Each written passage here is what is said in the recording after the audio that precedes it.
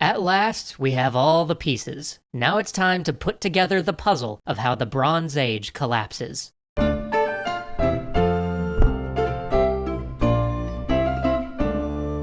In this episode, we're going to do something that we generally try to avoid here. We are going to speculate. There's just no conclusive historical data on this, or even general consensus among scholars. So today, we are going to present to you the line of reasoning that made the most sense to us, and share with you one of the most interesting theories about societal collapse that we found along the way. So, here's how we see it. Everything starts with food shortages. At first, these shortages are probably happening outside what we think of as the Bronze Age world. They're probably in Europe, or maybe the Eurasian steppe. But somewhere out there in the wild, food is scarce, and people are starting to move. Meanwhile, harvests begin to decline in Anatolia. More food has to be traded for, reserves start getting depleted. Unrest begins. The underpinning of the social fabric of these societies starts to unravel. Priests and kings, the mainstays of the social order, had one job in the eyes of the people, to make sure that the gods granted a good harvest. And as harvests decline, people begin to talk, quietly at first, away from the centers of power, and then more openly. Maybe these princes and prelates in their palaces aren't what the gods want. Maybe they've even angered the gods. Then reports start coming in. Pirates in the Aegean Sea. New raiders, strange people who no one recognizes. Because of this, trade starts to decline. And then, one by one, the great palace centers of the Mycenaeans start to go dark. International trade begins to come apart. The Hittites panic. They move troops to Cyprus to secure their copper supply. Emergency smithies are set up working day and night to produce weapons of war. Refugees from the Aegean start to turn up on Egyptian and Hittite shores. They bring tales of an unstoppable tide of barbaric sea people, burning everything on the coast. They talk of melting down their sacred objects to make weapons of war. Some refugees are embraced, but many have to be turned away. There's just no food. There's no time to integrate these foreign peoples into society. Some leave peacefully. Others arm themselves. If there's no sanctuary, then there is only force. Then something happens. The evacuation order is given for Cyprus. Smithies are abandoned. Weapons are buried. Plans are made to return and collect these weapon caches, but no one will ever return.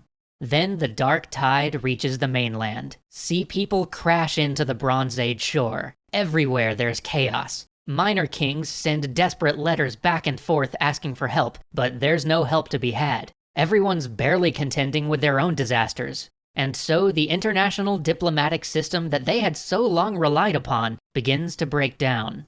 Meanwhile, the great chariot armies begin to fall apart too. They were designed for rich kingdoms facing each other in formal warfare. They were meant to be rolled out once or twice a year, but this is a battle of attrition. This is a continuous war, not the kind of neat, organized, singular battles that they're used to. The fighting doesn't stop. And so expensive machines and irreplaceably trained men are lost, and yet the sea people's numbers seem endless. The great grain stores of the giant Bronze Age cities are burnt or pillaged. Famine spreads. Disease sweeps the land. People start to abandon the coastal cities. They retreat to the defensible points, to the mountains and the hills. Finally, international trade breaks down completely. The complex supply chain that allowed for the production of arms and even for the farming tools of the Bronze Age is gone. Economic capacity nosedives, and even the ability to replace losses dwindles away. Central authority now begins to fall apart. Many kings and local rulers are already dead. Those who aren't have little claim to legitimacy. The armed men that they used to employ now see a better opportunity and join the chaos. Without the central authority to direct the command economies of the late Bronze Age, production finally grinds to a halt. Work becomes much more primitive and localized. Kingdoms no longer exist. Only small groups trying to find a way to get by. At last, there is nothing left to burn, nothing left to pillage. And so the sea peoples begin to dissipate. Egypt and Assyria were too robust to crumble completely, but with the rest of the world collapsing around them, even these peerless kingdoms are diminished and fall into a state of decline. Rebuilding this will take centuries. So what does that mean for us today? It would be easy to see this as a morality tale, a warning against complex societies and international trade, but I think that's too simplistic a view. The Bronze Age societies were better for their complexity. Take that complexity away and you're just left with that same post-collapse Dark Age. It's pretty hard to collapse further than that. Without that complexity, you don't have the high levels of production to maintain cities, to provide better tools to workers, and better arm the military. Without that complexity, you can't support a population anywhere near the size these societies grew to. And as we see during the collapse, once you can't support that population, there's no nice way to bring that number down. People starve and die. Without that complexity, we don't have the social capacity for leisure required to produce art or support innovation. Without that complexity, we're all left scrabbling in the dirt or killing each other for our next meal. And it's easy to see these societies as nicely built houses of cards, where removing any one piece will cause them to come crashing down. But that's not quite accurate either. These kingdoms were actually more resilient to minor shocks than less complex societies would have been. A smaller, less organized group of people could be wiped out by just one bad harvest. But these kingdoms were nowhere near as vulnerable to such catastrophes. Because the kings and the priests managed and stockpiled the grain, there were always reserves if something went wrong in the short term. But these complex societies are more susceptible to major shocks. In preparing for this series, James read a number of books on how societies collapse, and there was one particular theory that resonated with him. It was the idea of systems collapse. This theory, in a very, very simplified form, is that societies add complexities to deal with problems. If you want better sanitation, you add a sewer system. But each solved problem usually comes with ongoing costs. Now you need people to run and maintain those fancy new sewer systems. So, as a society grows more and more complex, the ongoing cost for maintaining your society grows, and the cost for solving new problems increases.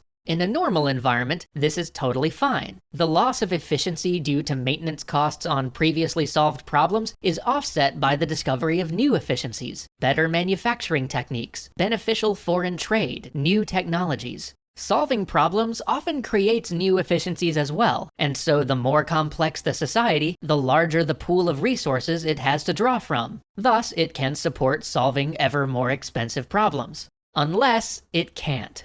The crux of the idea sort of lays out two ways that a society collapses. There's a slow collapse, where the cost of maintenance eventually exceeds the society's output, and yet going back, unsolving any of your problems, costs more than you can recoup. This is sort of what happened to Rome. To maintain their population, Rome expanded. But then, due in part to outside factors, the cost of garrisons for all of these places they'd expanded to essentially grew to exceed the value holding all of those places provided. But their society had grown to depend on so many of the resources from those places that simply giving them up would be even more costly than not doing so. And so, since the system couldn't be unwound or realigned, eventually it simply fell. But there's also another kind of collapse. When a series of major problems hit all at once, and a society is complex enough that the cost of dealing with them is very high, the society has no recourse. All of its systems are so interconnected that it can't sacrifice any one system to deal with problems in another.